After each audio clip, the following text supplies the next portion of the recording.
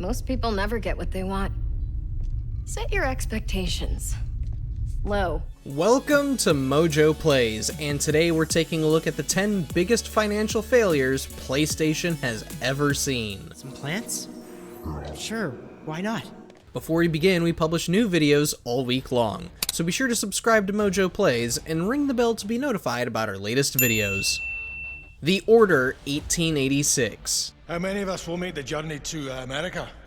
Lord Barrett, Lord Darwin, and myself. To this day, there are some who swear that The Order 1886 had loads of potential to become Sony's next greatest IP, and in some regard, it did. We don't exactly get a lot of games that blend steampunk with gothic horror. Despite its unique theme and gunplay, The Order fell victim to its own marketing hype and ultimate mediocrity. Gaming critics began the bad word of mouth about how the game was only a few hours long and abruptly ends just when the story got interesting. It didn't help that the entire game was trapped in that annoying widescreen support just to replicate that cinematic feeling, when in reality, the black bars only made combat cumbersome. Since launch, Sony has not said a word about the Order's sales and cut their ties with Ready at Dawn soon after, despite the devs' desires to continue with a sequel. Ready at Dawn would be acquired by Oculus Studios in 2020, only to be shut down in 2024. Listen to me, lad.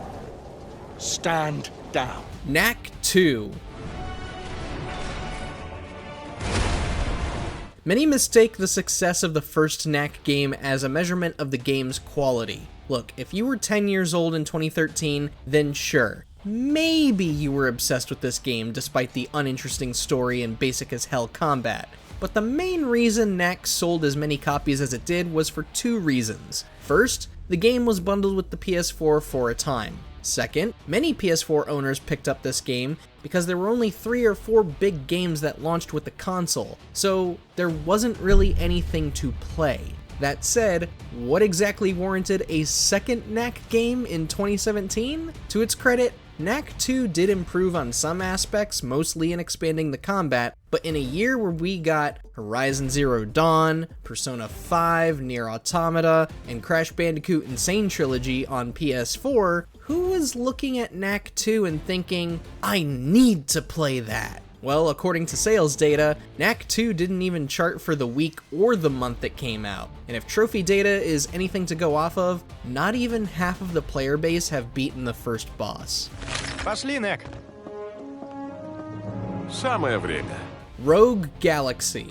Besides, I can use this to determine whether or not he's the real deal. Poor Rogue Galaxy has long been the child everyone pretends to love, only to continue being neglected. While its story wasn't one of the best we had experienced on the PlayStation 2, just about everything else, combat, visuals, music, controls, etc., was absolutely stellar. At least that's what the few people who played it would tell you. Rogue Galaxy was one of PlayStation's biggest bombs in the company's history. After a little over a year on the market, the RPG only managed to sell a little over 300,000 copies. Even after a digital re-release on PS4, the game continues to be one of the worst-selling games Sony has ever invested in. The residential areas beyond here.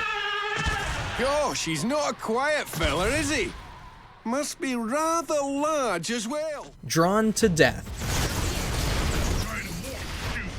Deep in the nether regions, truth be told. Hold up! After middling commercial success in 2012's Twisted Metal, series co-creator David Jaffe left Eat Sleep Play to go and form the Bartlett Jones Supernatural Detective Agency. The convolutedly titled studio's first game, an arena shooter that took place inside the composition notebook of an angsty teenager. Drawn to Death truly had some compelling ideas in place between the crazy and imaginative weaponry and the way the game told its story through PlayStation trophies. Unfortunately, critics weren't too pleased with the game's sense of humor, which many outlets described its profane nature as juvenile and immature. Drawn to Death only ever got to be a blip on the radar for most, while hardcore fans of Jaffe stuck with the game a lot longer. Enough for Sony to give the game 2 years before pulling its plug in March 2019.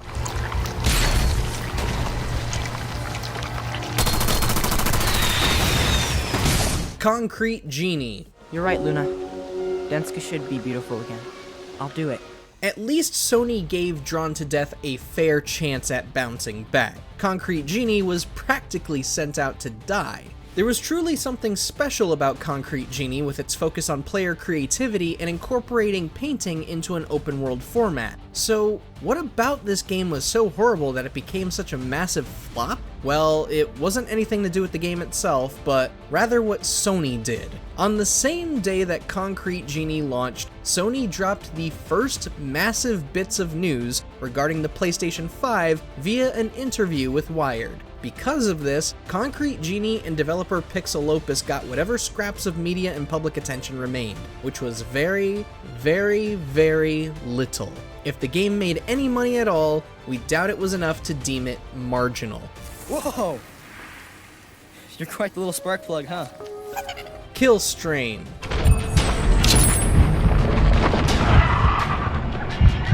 Of all the games you'll see on this list, none made such a comically small amount of revenue as Kill Strain. Not even the game that you know we'll be talking about soon, but hold your horses. Developed by San Diego Studio, the same one behind MLB The Show, Kill Strain was a chaotic mess of a twin-stick shooter where two teams of 5 players fought against each other while also fending off a third faction born from a zombie virus. That's really the best way we can describe it. To no one's surprise, Kill Strain was dead on arrival. Matchmaking times were abysmal even at launch because not even the few that cared to play the game could understand what they were supposed to be doing. According to leaked sales data from the 2023 Insomniac leak, Kill Strain was only downloaded by less than 600 players. In terms of finances, the game only made a whopping $1,565. The real kicker? Kill Strain was only ever released digitally. Yep, the game only made about a month's worth of rent.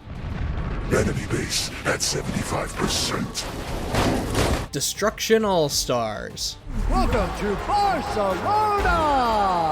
Get ready for mayhem!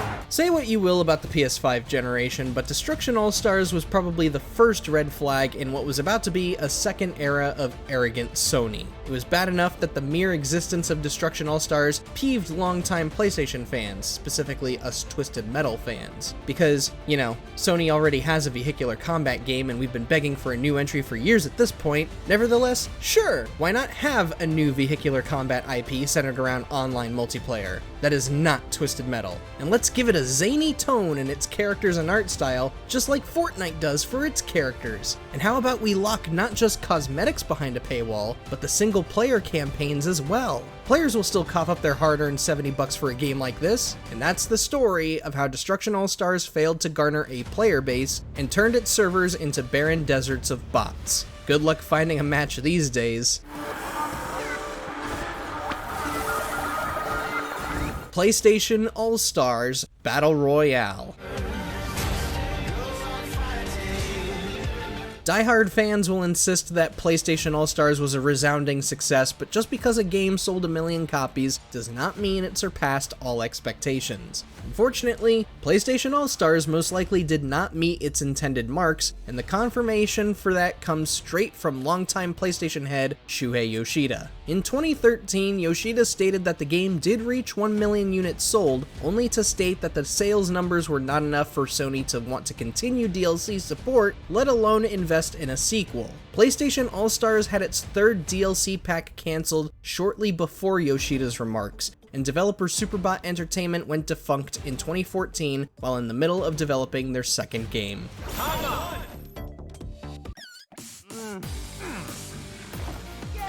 Lair.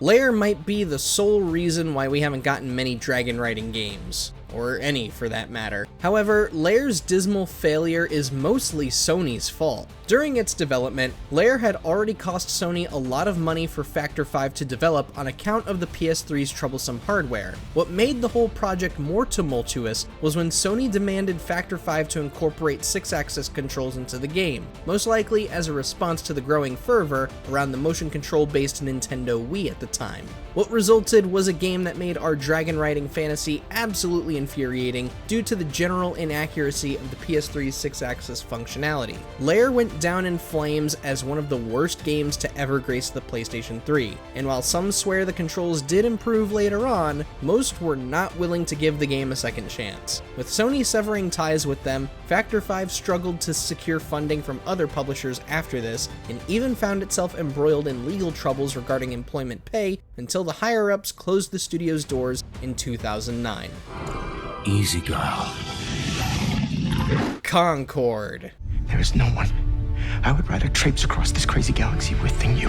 Sony's pivot to live service has perhaps been the most contentious move the company has ever made, at least on the PlayStation side of things, and at least from the fans' perspectives. As for Concord, this was a product that left so many people befuddled. From the first bit of gameplay we saw in May 2024, folks immediately noticed how archaic Concord was in approach, design, visuals, everything. This was a hero shooter launching in 2024 with game modes that were basically just Team Deathmatch, Capture the Flag, and Call of Duty's Kill Confirm mode, not to mention King of the Hill and Control Point. Movement and gunplay just did not feel great for most of the roster either, and what was more confusing was the character design. Considering Sony acquired developer Firewalk Studios in 2023, long before Concord was released, one has to wonder, what exactly did Sony see in the team, or what did they see in Concord that justified the acquisition? And now here we are, Concord is no more. Didn't even last 2 weeks before it was pulled from the market. But did you tell them I have drank of the ancestral blood trees on Kalos? But be honest, did you wind up buying Concord or any of these other flops when they came out? No shame if you did, but let us know down in the comments and be sure to subscribe to MojoPlays for more great videos every day.